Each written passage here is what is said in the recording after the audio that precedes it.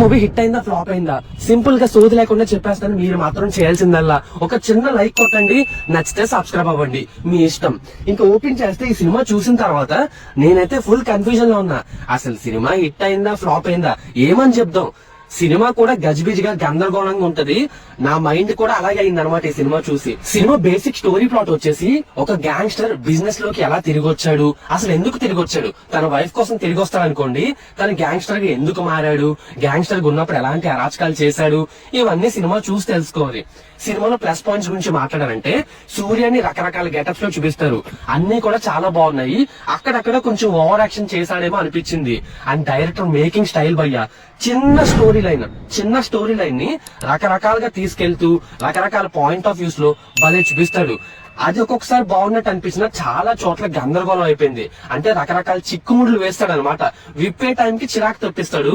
But overall గా making style మాత్రం అదిరిపోయింది. మీకు ట్రైలర్ చూస్తే ఒక కొత్త రకమైన ఫీల్ వచ్చింది కదా, సినిమా కూడా అలాగే ఉంటది అనమాట. అండ్ సాంగ్స్ అయితే 1-2 పర్లేదు భయ్యా. అండ్ బీజం సగం పర్లేదు, సగం దొబ్బింది.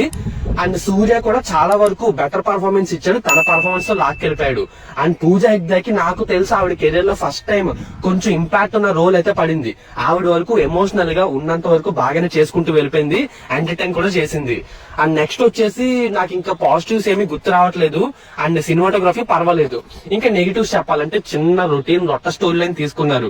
ఆ గ్యాంగ్స్టర్ బ్యాక్ డ్రాప్ ని దాన్ని రకరకాలుగా పిప్పి చేసి చూపిస్తారు భయ్య.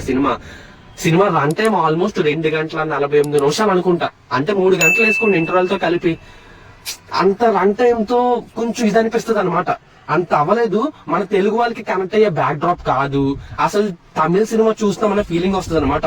Complete dubbing cinema. కొంచెం ఓన్ చేసుకుందామన్నా కొన్ని సీన్స్ లో కూడా ఓన్ అయ్యేంత సీన్ అయితే లేదు. చెప్తున్నాను కదా, ఓవరాల్ ఈ సోదంతా వద్దు. ఓవరాల్ గా సినిమా ఎలా ఉంది చెప్పు అంటారా?